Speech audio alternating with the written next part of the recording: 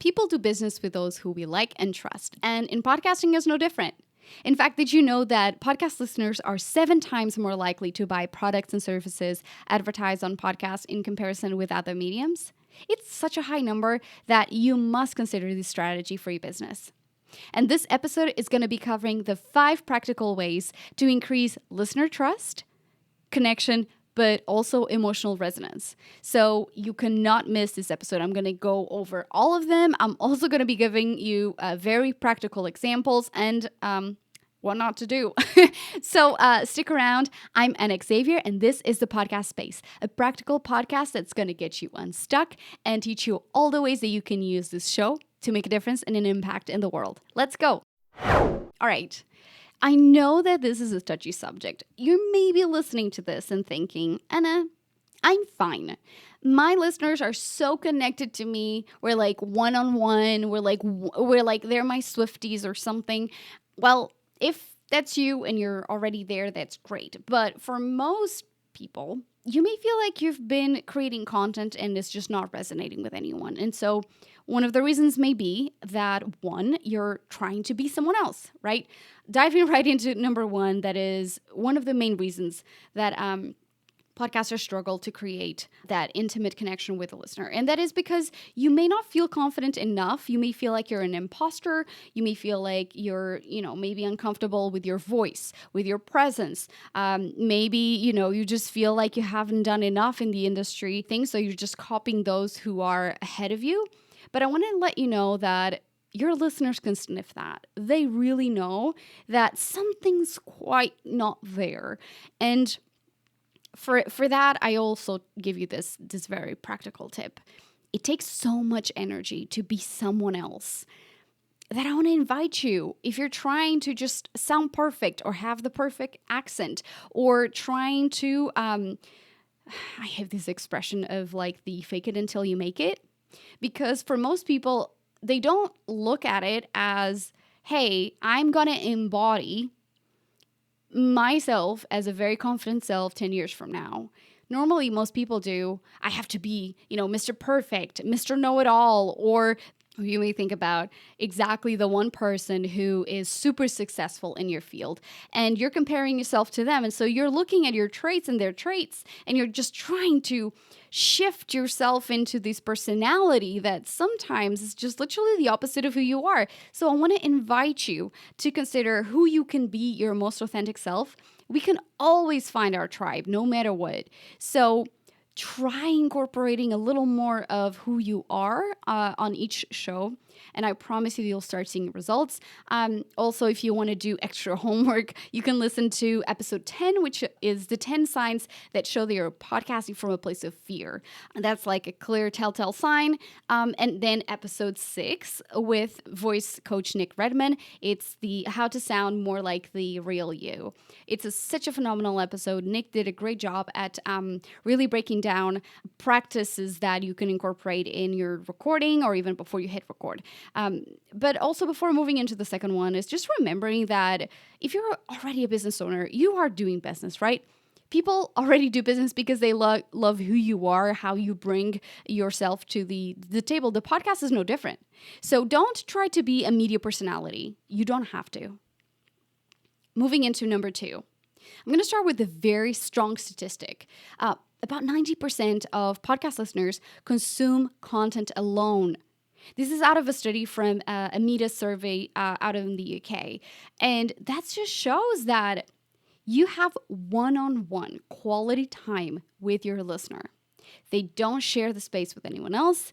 So they may be driving. By the way, they normally are multitasking. They're either in their car, but the number 1 location is actually listening at home doing chores. So doing the dishes, cleaning, mopping, whatever it is.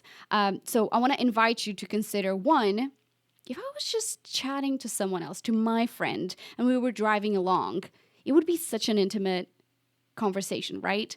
And so think about how precious it is that you get to talk and share a space with your listeners in the time that they're not really sharing it with anyone else. And so that's why I hate the term nation, or when people say, hi, y'all, or how y'all doing. because you are not, a Lady Gaga who has, the fans are called like little monsters. I kind of like cringe because especially if you're a small creator, you have to leverage the fact that, you have a conversation on one-on-one. So don't bring anyone else into this. Just make you and I have that time that we share. It's so special, right? Like I talk to you. You're listening right now and you're thinking, yeah, Anna's talking to me. Anna's my bestie, right? So whether you're trying to be their best friend or you're trying to be their mentor, just really make use of that singular terms, the vocabulary that includes just the one person. Don't say y'all, don't say you guys. I know that out of habit we say that, but we're just talking to one person. So I want to invite you to consider that. You can't have big intimacy in a group, right? So always one person.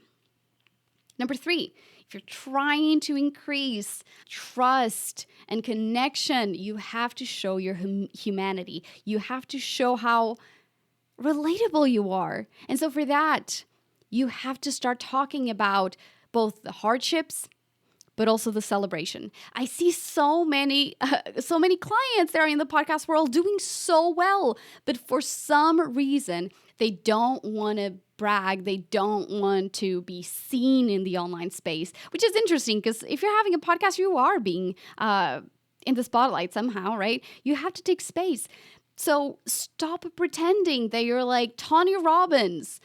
Just be yourself and share the struggles, share the journey. I want you to refer back to a time where maybe your favorite creator had a hardship and you connected with them. Maybe that was the reason why you bought their products and services because you were like, oh my gosh, like I had that in my business as well.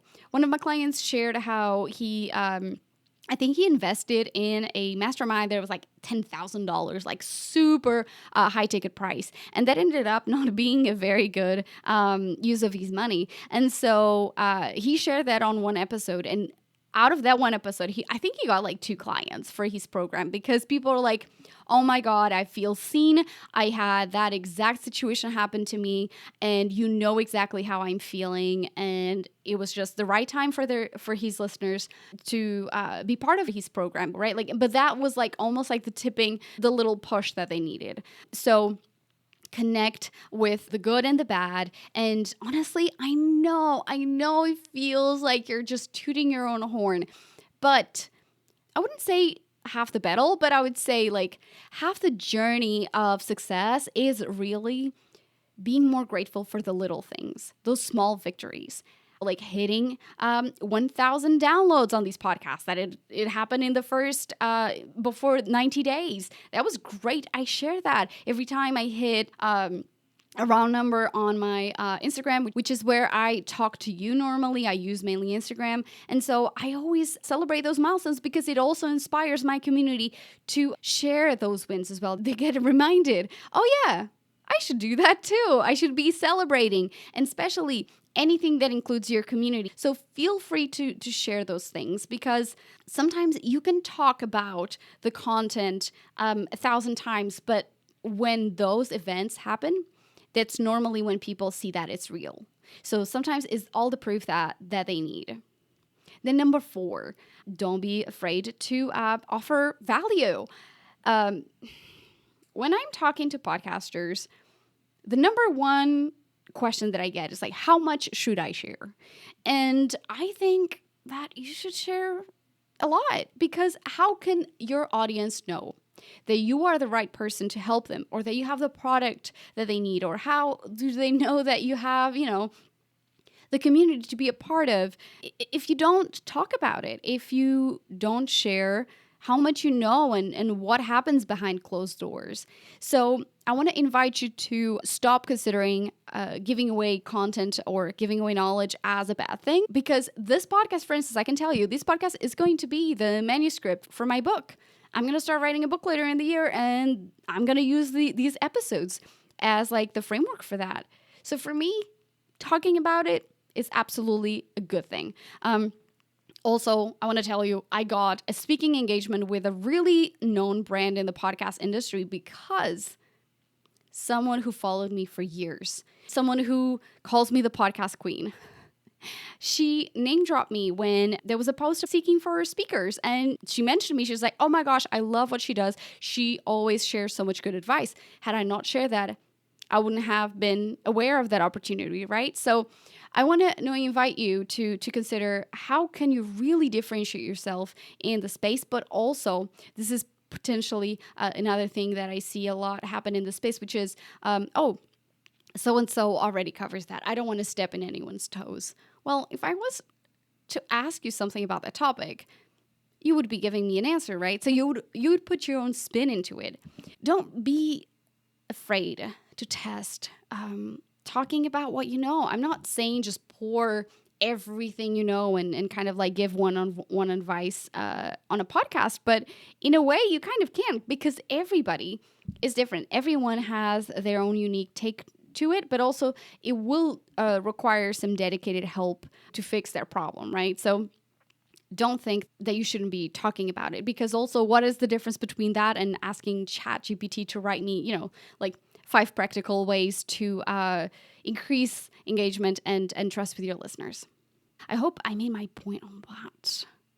And now number 5, highlight your community often, as much as you can.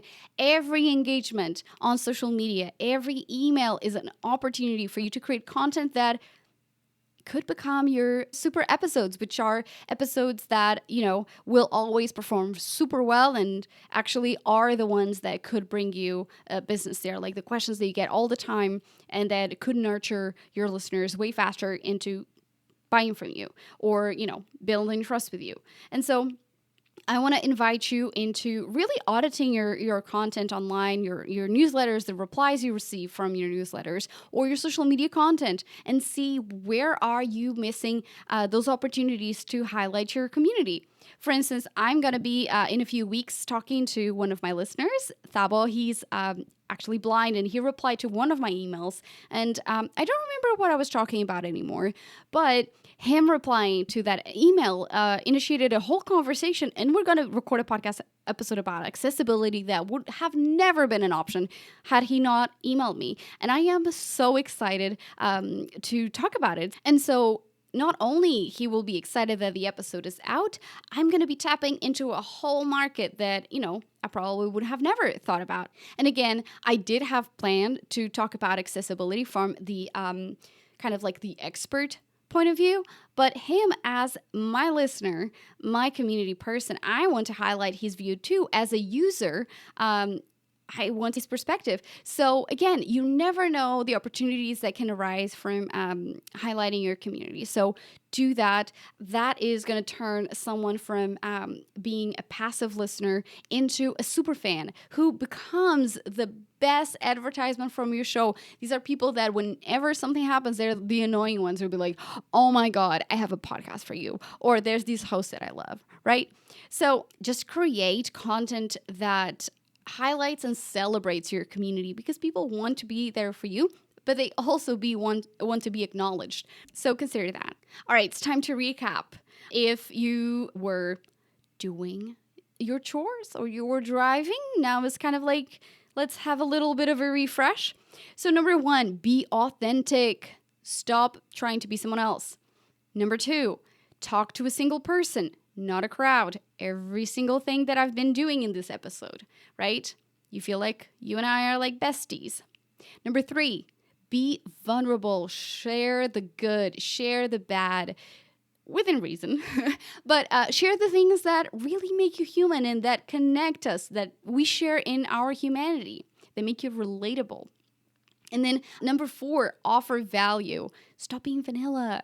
Like really put a mark in your content. Share things that make you become the go-to expert. Number 5, highlight your fans often. Give them shout outs. Talk about the things they ask you on a message. But also make sure that you have their approval first. All right. If this episode was helpful for you, if you had a lot of ahas, please let me know. You can talk to me on Instagram. I'm at the podcast space.